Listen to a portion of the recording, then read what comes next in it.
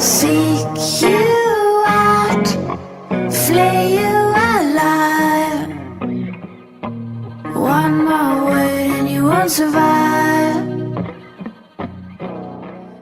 Hey, what's going on, guys? Evil Batman here. Today I'm bringing you guys is a 160 to 5 kill game by myself, but not too much about the gameplay today. I just want to mention before I get into the commentary topic, by the way, we do have a special guest today. Want to go introduce yourself?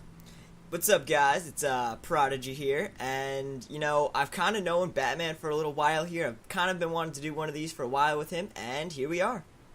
Alright, so before we get into the commentary topic, I just want to mention this quality of the video is a little bit down because I pulled it off a stream. I actually wasn't live recording this game, but I just want to mention one thing to you subscribers before we move on, and that is that YUMZ Crackers, you know, my sidekick, my main man, he's basically left We Go Beast Mode to move on to Carnage Clan. You know, I was really sad at the time, but I'm really happy that he got noticed now and that he's moved up to a bigger clan. And you never know, one day he might come back. But let's jump right into the commentary topic today, and Prodigy will introduce it to you guys.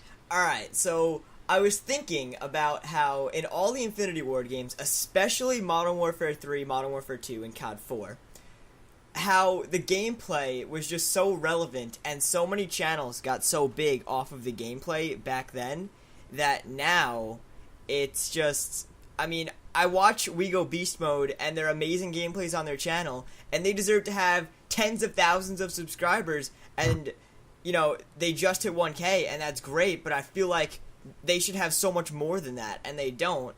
And if this was back in Modern Warfare 2, they'd have over 1 million subs by now.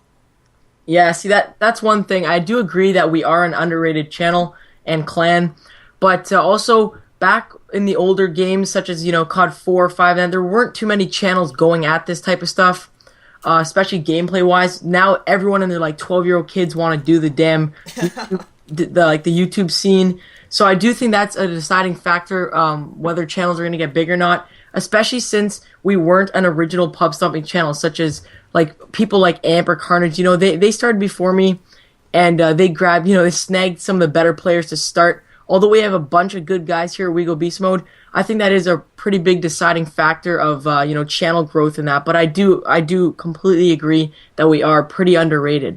I mean, where do you guys foresee yourselves going in Call of Duty Ghosts? Because this is obviously going to be another Infinity Ward game, and so many channels got a huge start. You know, I feel like Jay Nasty especially took off during Modern Warfare 3 from dropping Penta Moabs, and I feel like you guys have the potential to be able to do things like that. So where do you guys, you know, see yourselves going in the future? Well, see, that's a big thing because in Modern Warfare 3, as you know, a lot of people got big off the Moabs. That was that is what kept the game going right to the end, was the Moabs, and still now people are reverting back to Modern Warfare 3 from Black Ops 2 for that very reason. Now, if Call of Duty Ghosts has something like the Moab, I think that we can go somewhere because I have a lot of good members that do go on streaks, and I know that can do really good if there's like a streak kind of like that, the Moab. Now, in Black Ops 2, there wasn't, so, well, there's the nuclear, but, you know, it's not spectacular. A lot of people, you know, like to watch the 200 pluses, which was fantastic in Modern Warfare 3, like Jay Nasty, you know, picking up the couple 200 pluses. Yeah. But I think that if there's something like a Moab, then I think we will do pretty good in Call of Duty Ghosts. And I really hope there is something like that in that game.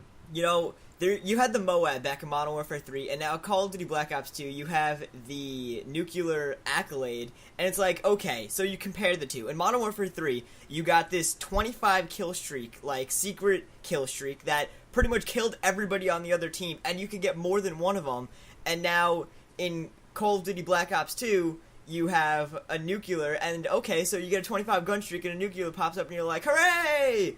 But then it's like, oh, yeah, it's just an accolade. You know, it's not really something that you could set off and you watch the timer go down and you have that suspenseful moment like, yes, I actually just did this. Now, although a nuclear is an achievement, I don't feel like it's as fulfilling as the Moab. Yeah, no, you've definitely hit the nail on the head. That definitely is something that, you know, wasn't too, like, smart of the creators of the game because, you know, the Moab, it was rewarding. You get kills after it. You do feel good about yourself, you know, you get double XP after and all that. The nuclear, no one really knows that you got it unless they look at the score and says 30-0. But again, you know, kill streaks, people might think, oh, you know, they just got kill streaks and that. So it definitely isn't as rewarding. and it is a big change. Like it's a whole different thing. I honestly don't feel as special when I get a nuclear as I would a Moab because the Moab makes a cool noise. It counts down, goes off. Even if I get a single Moab running support for a clan, I'm still happy that I got it. Like it still feels good, if you know what I mean.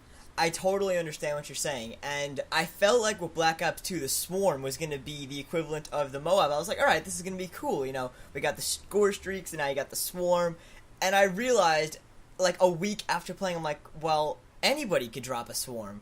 And now that Mr. David Vonderhaar has introduced Arms Race, it's even less relevant in this whole game, because now, what does it take, like 15 kill streaks with Hardline, plus you have score streaks now on top of that help you get even more XP? Like, I don't even understand how, I don't know. I just feel like the Swarm was going to be this huge thing, and they promoted it to be something like that, where it's like, okay, can kill everyone on the enemy team, but now I feel like it's just so irrelevant in the game that it doesn't even matter what you run.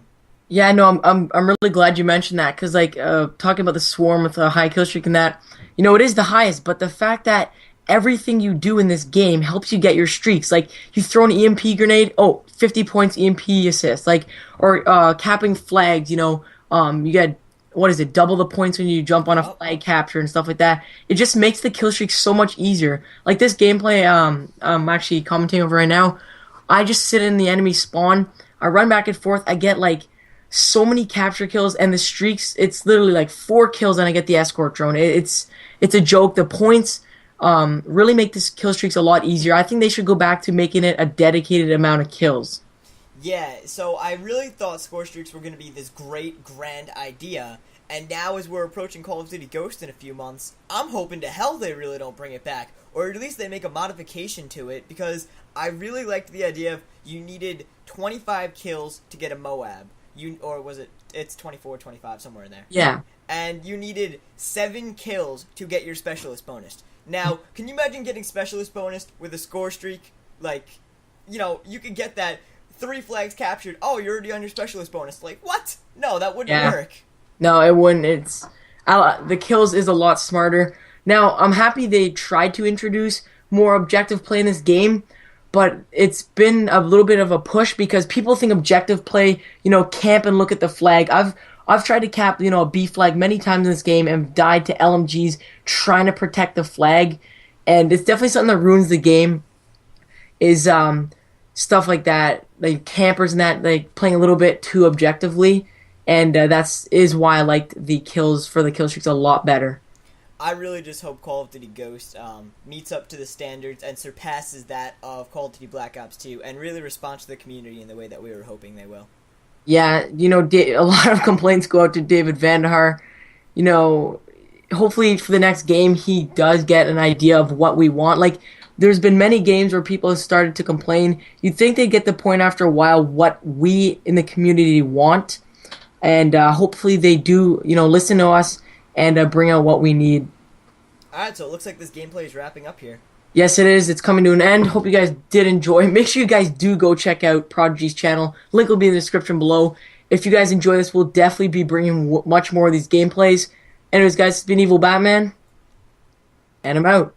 Beast. Peace.